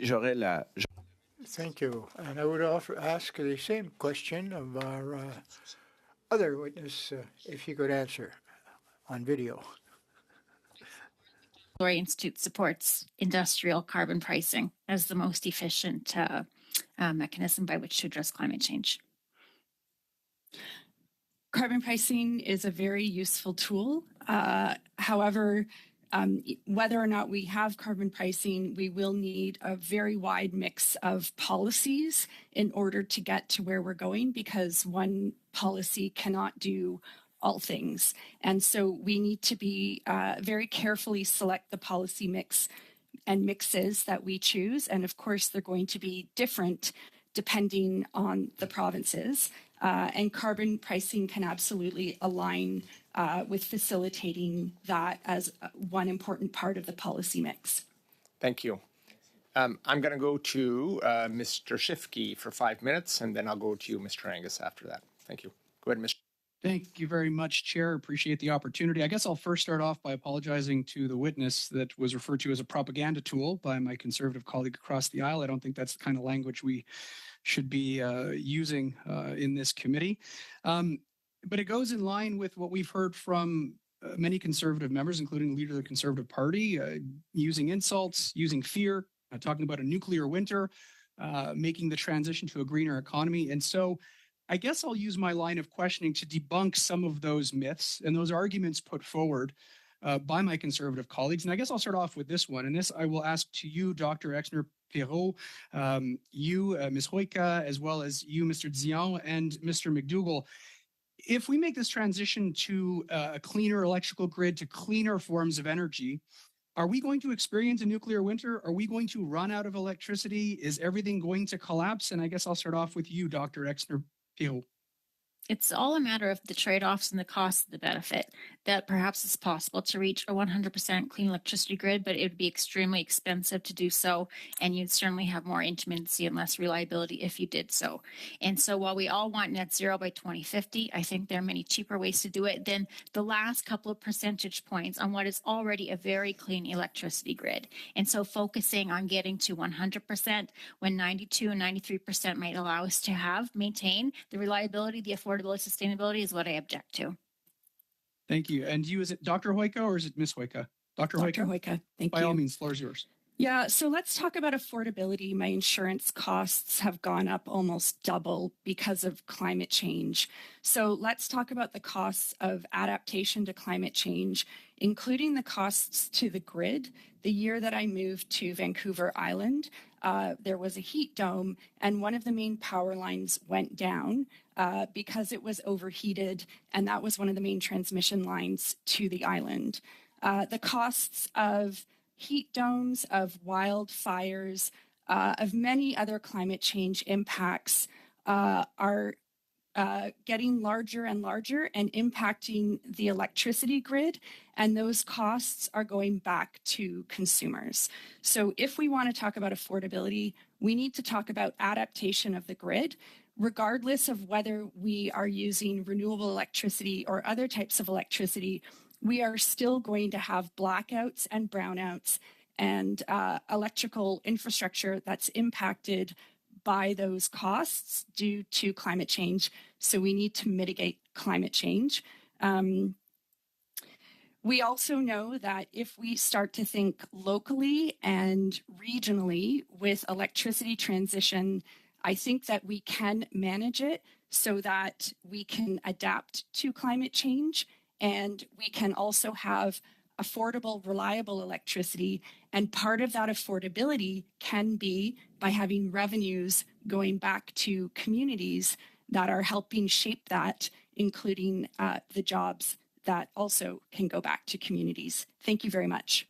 Thank you, Dr. Hook, and I appreciate your sharing your personal experience. I experienced something very similar 3 times in the last 9 years in my own riding with 2 record floods, as well as a rainstorm that dropped 156 millimeters in a 24-hour period, causing over 10,000 members of my own community to have their basements flooded. And every single one of us, myself included, have seen our insurance rates go up. So I appreciate that very much. Mr. McDougall and followed by Mr. Dion, can we expect a nuclear winter if we make this transition to a green electricity grid and green energy sources? I think probably not. I mean, sort of sifting through that a little bit, I guess looking at the costs arguments and some of the reliability arguments around this, I think we're seeing in a number of grids around the world, I mean, fairly quickly rising amounts of wind and solar on grids, and that is, I think, a good demonstration that can be done reliably. And I mean, in our jurisdiction scan, I don't have the numbers at my fingertips right now. I think cost numbers are manageable within that as well, within those jurisdictions as well. Thank you. I think that what we're often seeing in a lot of the discussion and planning and policy making around this transition is that there is a direct interest in making sure that this proceeds at a pace and with enough balance that people aren't adversely affected, and that we need to look at tools that can redistribute costs and affordability outcomes, as well as adopt a balanced approach that can avoid any especially challenging impacts of the energy transition, which again, just to agree with Dr. Hoyka, I would emphasize climate change is already costing Canadians $700 a year per capita, according to our research. So this is something we can't avoid, and investment in a contribution to the solution is imperative. Thank you. We'll now go to Mr. Angus for 2.5 minutes. Thank you, Chair. There seems to be some confusion, some of our witnesses, as to whether battery and wind is cheaper than natural gas. Certainly the Clean Energy Canada report of 2023 did an excellent analysis for Ontario that wind, solar with the battery backup, which is of course necessary, was much cheaper than natural gas. And yet Doug Ford opted for natural gas. I want to ask you this, Professor Hoyka. You talk about the clean energy transition as being interfered with by what you call carbon lock-in. You write, our policies, infrastructure, technologies, and behavior all reinforce continued fossil fuel use and inhibit the uptake of decarbonizing technologies. What do you mean by that? I was talking about policy mixes earlier. So if we want to, we have a lot of policies that are supporting our use of fossil fuels, and those policies need to be removed. And we are missing a lot of policies that I wrote about in my briefing note that would help us to transition to renewable electricity. So we need to remove the policies that are supporting fossil fuel use, and we need to add in policies that would help us transition to renewable electricity. And if those policies reinforce justice and resilience, we will transition more quickly. Thank you. Thank you. I was in Dublin last week at the European Security Council, and we were talking on the climate change issue. And it was amazing, you know, not a single European was knocking on our door asking for LNG, despite all the advertising that we see from the oil and gas lobby. And they've set some very ambitious targets. It was kind of embarrassing to be Canada there because they don't have any of the advantages that we have. Professor, do you think that we are, because of the high power of the petrostate in Canada, the high power of the oil and gas lobby, that we are deliberately ragging the puck while our European competitors are locking into clean technologies that are going to put them at a much greater advantage over us? Yeah, so one of the concerns that I raised in my briefing note, and I read about this in a forthcoming report, is about the fact that many of the renewable electricity procurement policies were stalled between about 2015 and 2019. Prior to those times, those policies were actually very, very successful. The cooperative sector is in attrition right now, the renewable electricity cooperative sector. I think that we are not. Sorry, can I just, were you saying that during Mike Harris's reign, there was actually greater uptake than Justin Trudeau's first 4 years? Could you just clarify that for me? Oh, it was not Mike Harris. I meant Stephen Harper. They're all the same. So we are, Ms. Hook, if you could just wrap up because we are out of time. All right, thank you. There was uptake between 2010 and 2015 to 2019 of these policies that were mainly provincially based, although there were supports federally. Thank you. Thank you. We'll now go to Mr. McLean for 5 minutes. Go ahead, sir. Thank you very much. And my question this time is to Mr. Cabrera. Mr. Cabrera, one thing I liked in your submission here when you spoke to us, it was that these electricity solutions are not consistent across the country. And I agree with you. Electricity in parts of this country is provided by hydro, by nuclear, sometimes by natural gas, which has allowed us to wean off coal and bring down emissions in Canada significantly, primarily in one province or two provinces out west. But I agree with you. You said 2.3 times is how the grid is going to have to grow by 2050. So 2.3 times, 2 to 3 times is where we're going to have to grow. It's a doubling plus. And you're saying that's going to be accomplished with 3% growth, and yet the electricity grid has grown that much already. So it's going to have to continue to grow to meet the growing demand from the increasing use of power in our economy. Now, power in our economy is roughly one-third electricity, motive power, and natural gas for industrial means. So you're going to say that we've got to get rid of the 2/3 that are hydrocarbon based and build up the other one by 3% a year in order to get to 2 to 3 times? I think we're going to have to get significantly higher. Can you comment on that, please, about how the parasitic cannibalization of the other forms of energy are going to require the electricity grid to grow even further than it has? When we look at the last 20 to 30 years, we haven't seen that much growth in the electricity. This has been an era of a flat load, basically. Like it's been around less than 1%, 0.7%. I was referring earlier to 7% growth between 1920 and 1960. But also, I want to also highlight a critical point here is that when we say doubling or tripling, there's still going to be around 40% of the energy mix in Canada that is going to come from other sources of energy other than electricity. So even in the most ambitious modeling, you see electricity between 40 to 60% of the energy use. So that means there's still 40% coming from other things. So that includes biofuel, hydrogen. And what would that be? That 40% will come from? Biofuels, hydrogen, fossil fuel with abatement, so with carbon capture. So we still see, even in the most ambitious climate modeling, we're not going to see electricity be 100%. Okay, so there's going to be no extra electricity required to make the hydrogen, make the biofuels, all these other things. It's going to be, again, parasitic on the electricity supply load. So there will definitely be electricity needed as input, and that's kind of reflective of that 60%. Our position in our organization is that we really need to look at options that reduce that reliance on electricity, including blue hydrogen, for example, which is a way to upgrade natural gas to become a net zero fuel and sequester the carbon. That is a way to ensure that we're not necessarily relying purely on electricity. Thank you. No, we heard you said these hurdles are not fatalistic. By 2035 is getting the Western provinces off of natural gas to provide for heat and power for their citizens in minus 40-degree weather. Would that be fatalistic? So our position really is that a net zero grid is something that we need to work towards as part of our net zero 2050 targets.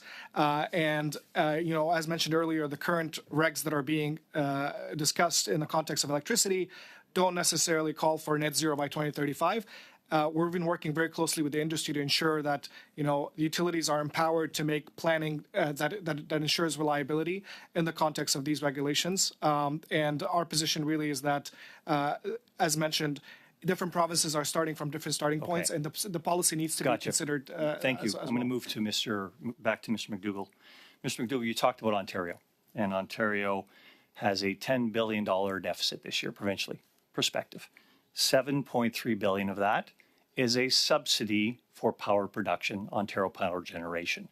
$7.3 billion deficit accounts to about $2,000 per household in Ontario that they don't see on their hydro bills. Alberta is the only province where you've got a transparent bill that actually shows you what the cost of hydro is. If Ontarians had an extra $2,000 put onto their hydro bill per year, do you think you would see a little more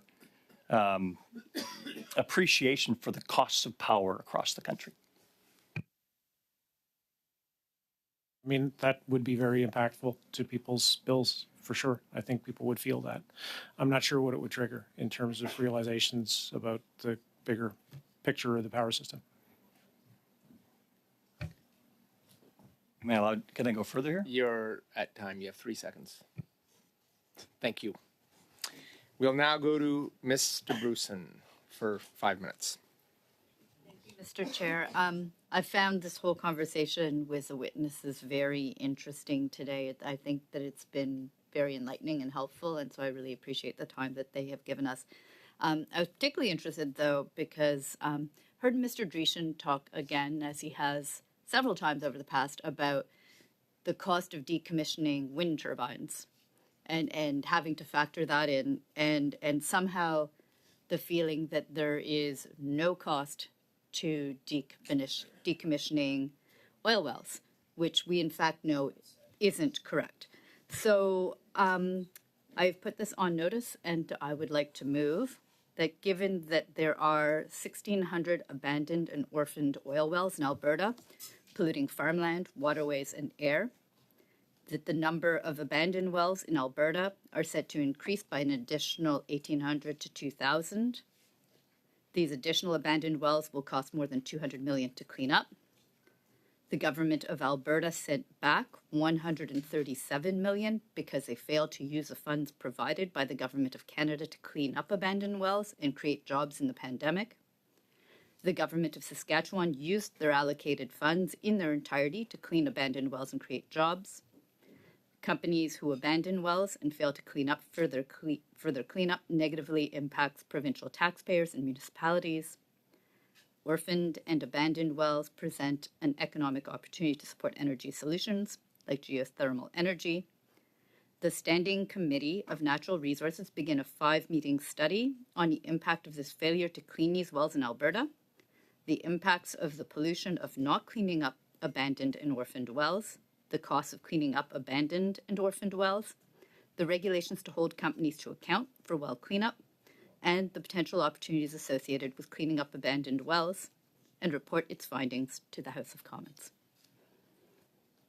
Okay, thank you, Mr. Bruson. We have a motion on the floor, and I'll go to the next speaker is Mr. Angus. Go ahead, Mr. Angus. Yeah. Thank you. You too. After. Mr. Chair.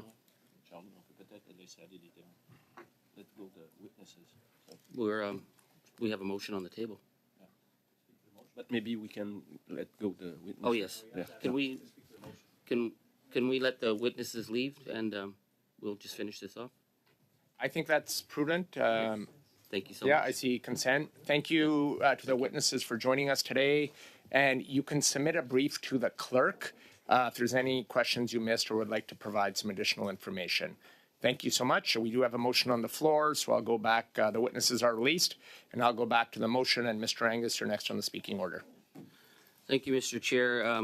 I come from a mine-ravaged region where the damages that were done in terms of water, the damages that were done to the landscape, the damages that were done to human bodies necessitated major changes. And if you want to mine in Ontario, you have to have a plan to clean it up. And it's worked very well. And it's also made sure that our mining industries remain very strong.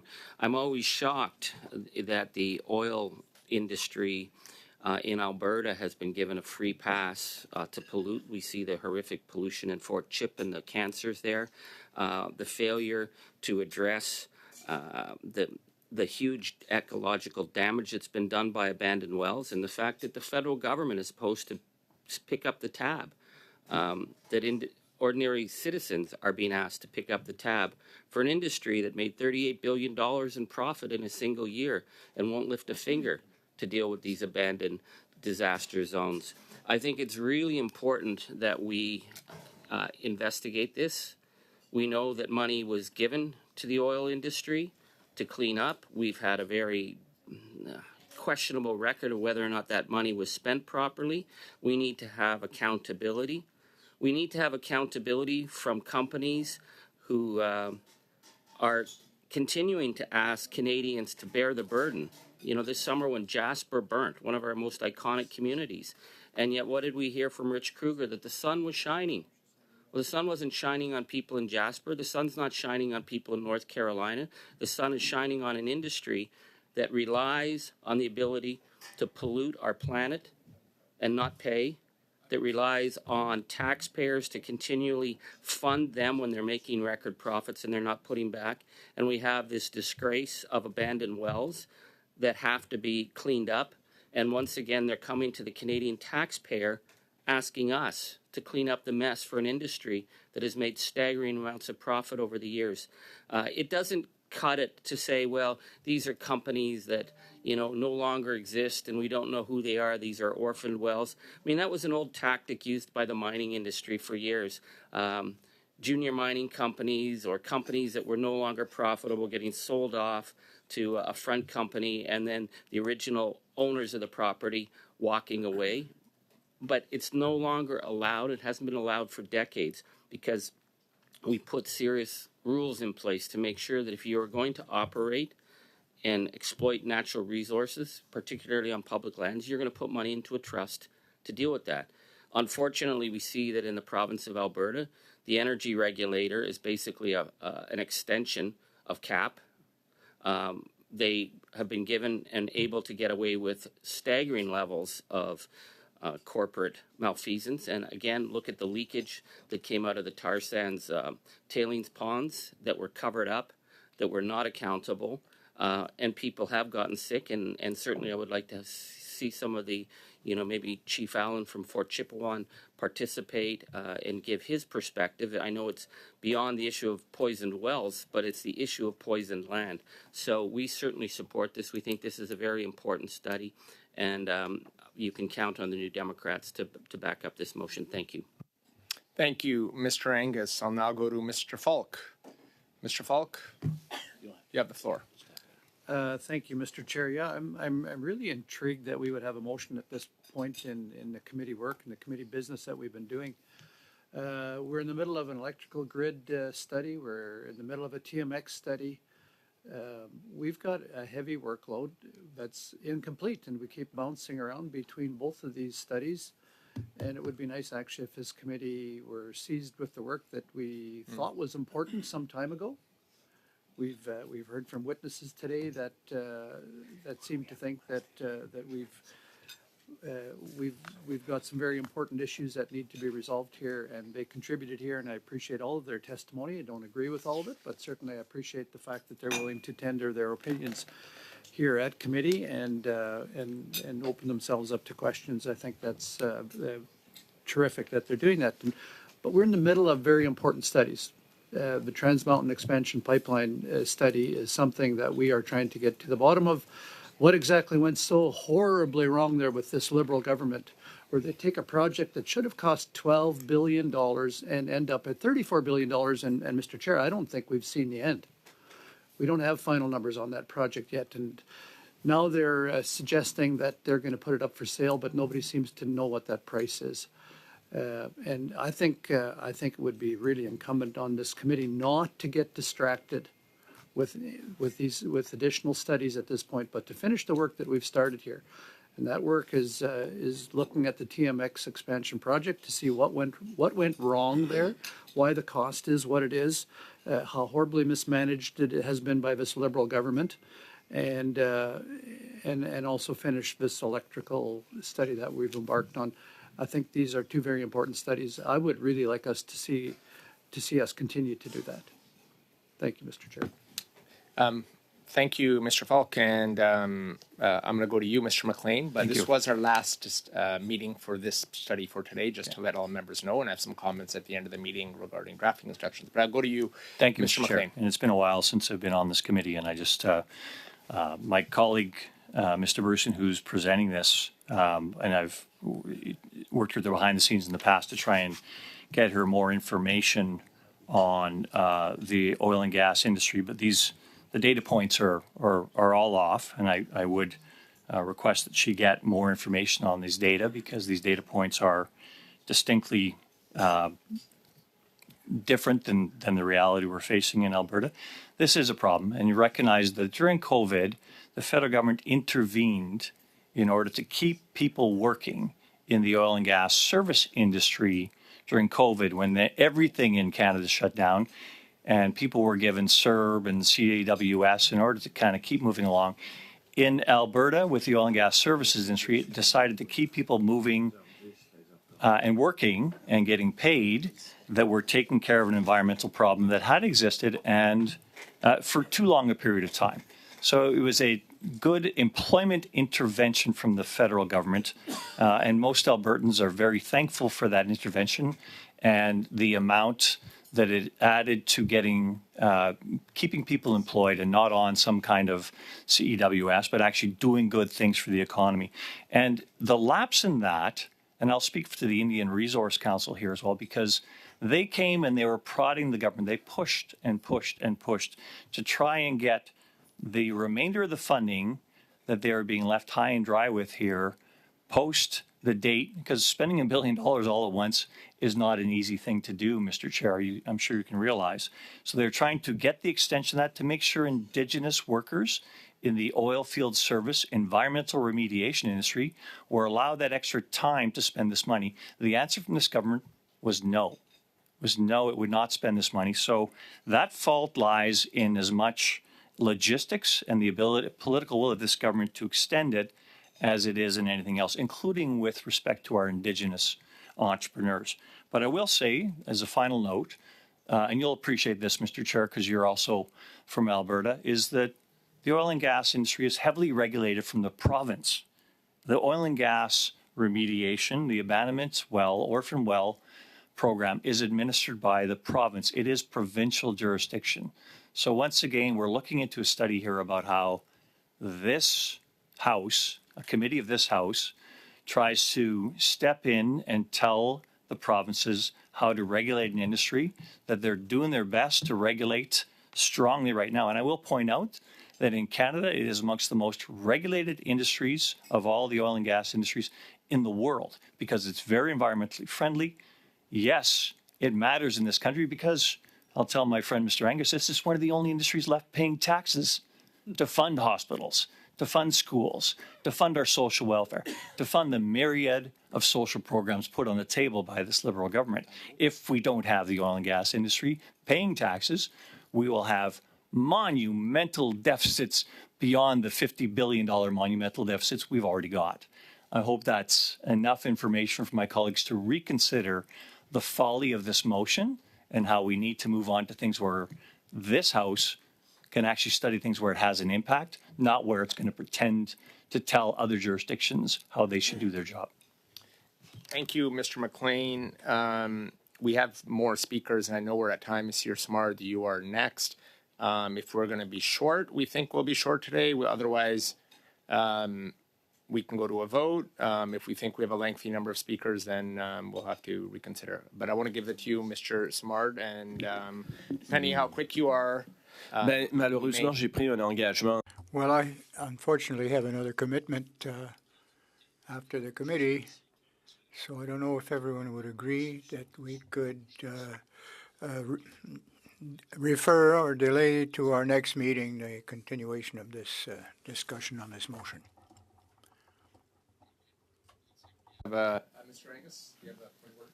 Well, just I was wondering if I could, I think we have representatives from Cenovus and the other companies coming on Wednesday. I think it'd be better to hear from them and then put off committee business to the next moment.